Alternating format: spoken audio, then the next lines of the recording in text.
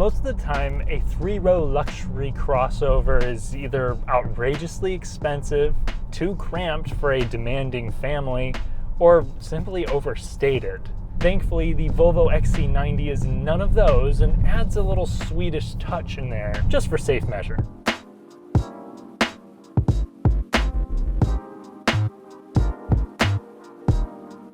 If you enjoy fun, detailed car reviews without the fluff, consider subscribing and hitting the bell.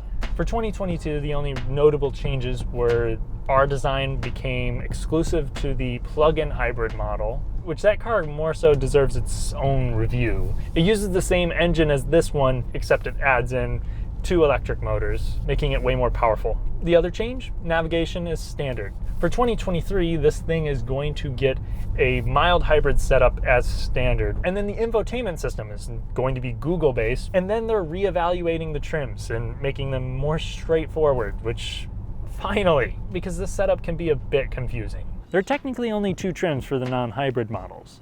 That's Momentum and Inscription. Right next to me is a Momentum, and if you're looking on the outside, the difference between this and the Inscription can only really be detected through the additional chrome you'll see in the grille, down here, and around the side of the SUV, with additional nicer touches on the inside, but I'll get to that here soon. Either way, you'll have these crisp headlights standard with LED daytime running lights, and your fog lights are going to come on every XC90. And if you're wondering what this little panel is here, it's actually for the headlight washers, something that will come with the climate package. While it's not as weird as the full wiper situation on the older Volvos, I do think it's a nice touch. It actually activates, I think it's like every 2 or every 3 times that you use the cleaners for the windshield. Before we continue, I'd like to thank my friends over at Royal South Mazda Volvo for letting me try out this XC90. The staff there are honest and knowledgeable. If you're looking for a small town buying experience, check them out. Volvo also offers an advanced package. And again, these are packages that come in addition to the Inscription or Momentum. So you can get a Momentum that has more features than the Inscription, and that's the thing that's supposed to be changing for next year. But if you do pick up the advanced package, you'll get a nice high-definition 360 view camera. Under the hood of the XC90 is a 2-liter turbocharged engine for the T5 models. It's going to make 250 horsepower, 258 pound-feet of torque. But here with our turbocharged and supercharged model, we're going to have a pretty stout 316 horsepower and 295 pound-feet of torque. And the idea there is that a supercharger doesn't need to spool up to make power. So that kind of handles filling in the power band, and then the turbocharger provides more punch. The result is a 4-cylinder engine that can propel a 3-row SUV with fair amount of ease. And no matter which powertrain you go with, this will be hooked up to an 8-speed automatic. Front-wheel drive is standard with the T5 model, the base engine. However, they might be getting rid of that because they are barely making models spec'd like that right now. And in fact, they did. They released the official 2023 specs, and front-wheel drive is now off the table, which has made the starting price rise by a semester's tuition at a cheap American university, or about $5 grand. Take into account you gain a couple standard features, a mild hybrid setup, and that all-wheel drive system, which should help us here with this quick 0 to 60. Also, this does have auto stop start, but from what I've learned in the past with Volvos, you can disable it permanently through the touchscreen. All right, so we have traction control off, drive modes, we're gonna put it in dynamic. Left foot brake, bam.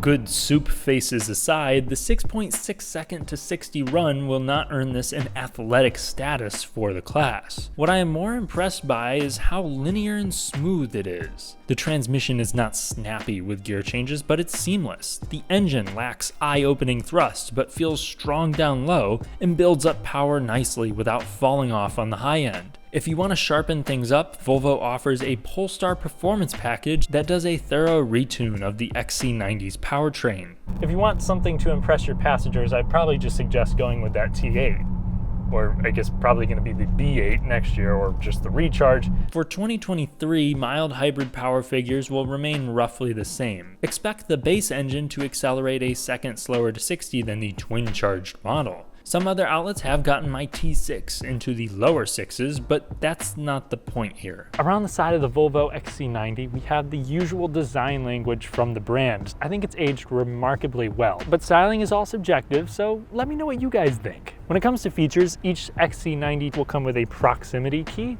and you can choose between 19s all the way up to 22-inch wheels.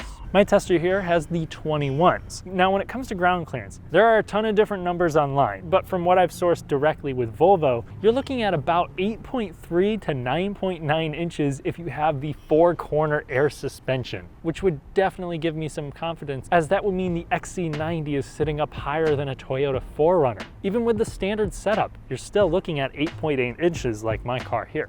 You also have standard roof rails, LED tail lights, spoiler, and a hands-free power tailgate. The highway pulling power here is great. The 8-speed automatic knows what it needs to do, doesn't fuss about it, and the 2-liter engine constantly feels like it's in its element. Rolling at about 65 miles per hour, we're just puttering along at 1700 RPM. Engine noise is pretty quiet, a little bit of wind noise, a little bit more road noise than I was anticipating. Overall, it's still not a loud vehicle, but it's not exactly going to come across as serene when you're considering what the car is going against. Although I will say this would be extremely comfortable for a long distance journey, not just because of its smooth ride, but the interior too possesses an element of coziness not found in some other luxury SUVs. By today's standards, the cabin of the XC90 isn't exactly cutting edge, but it has some pretty definitive strengths. Since I'm staying in a Momentum, I'm not going to get some of the higher quality materials that will be found on the Inscription, like a Napa leather interior with leather on the dashboard as well. It just looks and feels more expensive than the car that I'm inside right now. However, this still feels very well put together and looks upscale. The wood feels good here, but in some places it just, when it's contrasting with the black plastic here, it almost looks like it just came out of IKEA. And if I'm going to try to pick things apart, I do wish that there was better padding for my knee to rest on over on this side like they do have on the door panel. But the material choice overall feels appropriate for this level of luxury vehicle. Really, the closest competitor to this, in my opinion, is probably the Audi Q7, to which these feel completely different. Whereas that car really places an emphasis on very good build quality, lots of tech, very sharp interior.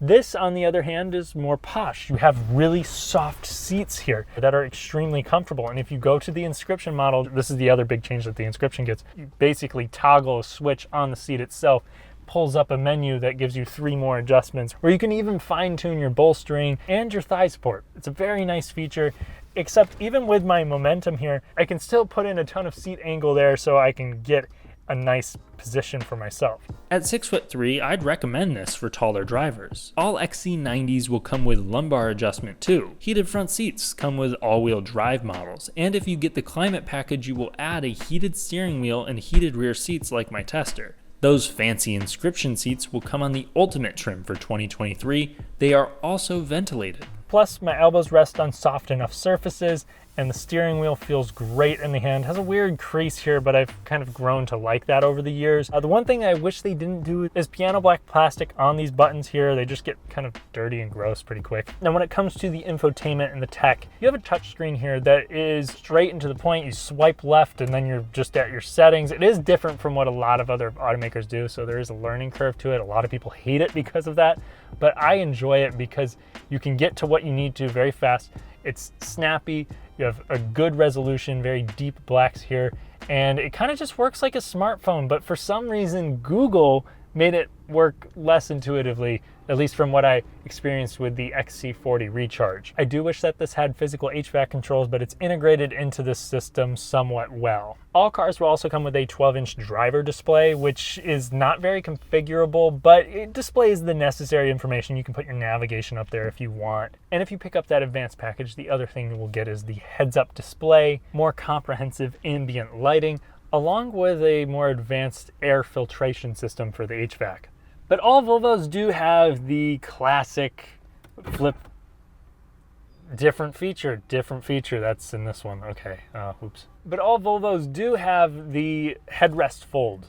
which is right here in the touchscreen. My car has the Harman Kardon sound system, which is optional. It's a 14-speaker unit. Sounds great, but if you want to blow away your passengers, you can get the Bowers & Wilkins system, which has not graced my ears yet. It's kind of a harder option to find, but the setup I have in here offers plenty of punch, reasonably crisp highs, and the base sound systems that I've tested in other Volvos have never let me down either. But at least all cars will come with a panoramic sunroof as standard. For a luxury vehicle, it's pretty great that Volvo released a 2016 model and it still looks and feels competitive today. Yes, I do think materials have gotten a little bit better on some of the competitors. This is still good. It still has, great high quality feeling door panels. The panel gaps are really kept to a minimum as well. But that's just something that other brands have really just taken to the next level over the past few years. However, if you're more family or utility minded, the XC90 still has a couple tricks up its sleeve. With my front seat set to a pretty comfortable position, I still have enough legroom, just barely granted, but it's there,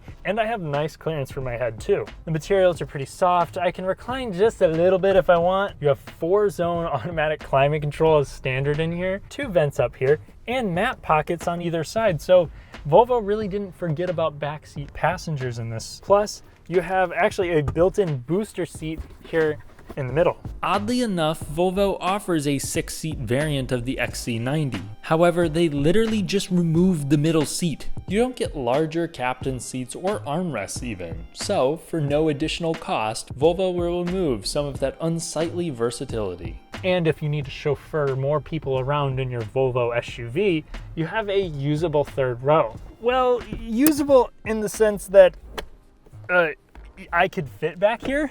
However, if you're my height, you and the second row passengers are going to have to make some compromises because my knees are kind of just driving into the backs of these seats. Still, the seat itself is very soft and it's high enough off the ground to where I have an okay amount of support. Plus, you still have 2 cup holders, 2 cubbies, and several vents. My head is hitting the roof, but if you're under 6 foot, this would be a usable space. And if you're probably under 5'7", I think you could be reasonably comfortable back here.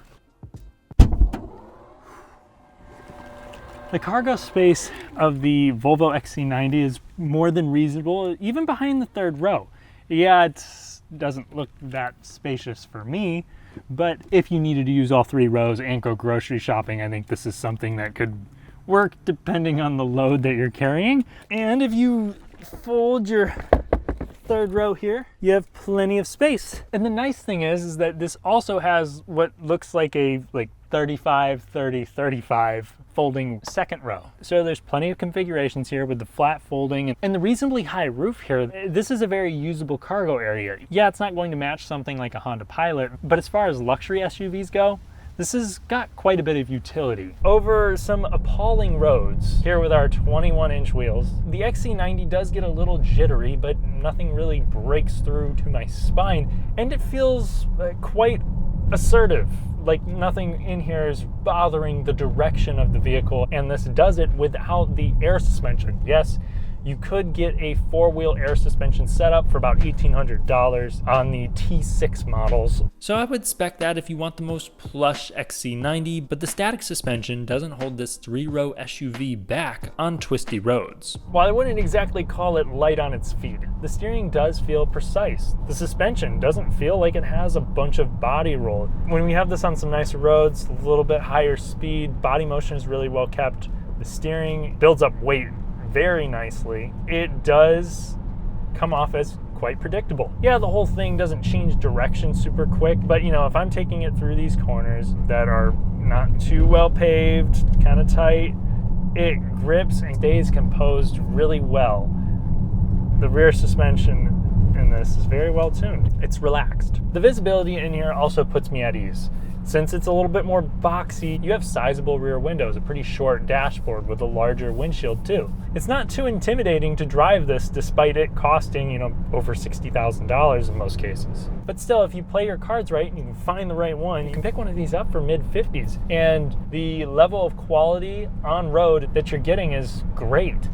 Plus, you still have standard blind spot monitoring, rear cross traffic alert, adaptive cruise, and a lane assist, which is something that's actually optional in a lot of luxury vehicles. Plus, if you actually get in an accident, these are very safe, among the safest out there on the road. And in terms of protecting your wallet over the long run, the XC90 should be reasonably reliable for a luxury SUV, a class that has largely been expensive to maintain. Some suffered coolant hoses breaking and severe electric bugs in the first couple years of this generation. Things like keys losing program, dashboards lighting up, and cars losing power. Sunroofs causing a leak into the cabin isn't unheard of either. No big engine or transmission problems have revealed themselves, but I would go with a T5 powertrain if you plan on driving this for over 10 years, since it's a bit less complex. I'm still slightly concerned on the new mild hybrid setup for 2023 cars because Volvo is having an issue with some mild hybrids depleting their charge after sitting, sometimes for only a couple days. And they basically brick themselves until a dealer can help bring them back to life. How widespread this issue is hard for me to calculate, but a Volvo dealer told me this was an issue they've experienced with some vehicles. However, from what I've read, I'd still consider this reliable enough for me to recommend to most luxury buyers. Get a Lexus if you really prioritize dependability in this kind of segment. The XC90 is a 3-row luxury crossover that actually makes sense. Not only does it feel premium, both on the inside and on the road, it's also more than practical enough to fit the needs of a lot of different people out there. It's an SUV that makes very few hard compromises, which is what you would expect with a pricey ride like this, but the reality is that most of the competition goes too far down the sporty, sleek, techy, or luxurious route to be priced appropriately, or to have enough utility to satisfy a more traditional SUV connoisseur. And that's exactly who I recommend this to. If you need something like a Honda Pilot or Toyota Highlander, but you can afford to treat yourself, the XC90 is quite the entree. If you want a 4-course opulent meal though, there are a few better options out there, but the XC90 is still a standout for the money. Thanks for watching. If you enjoyed the video, leave a like and help me conquer the YouTube algorithm. Subscribe and hit the bell for more. And thank you to my loyal Patreons. I'll catch you in the next one.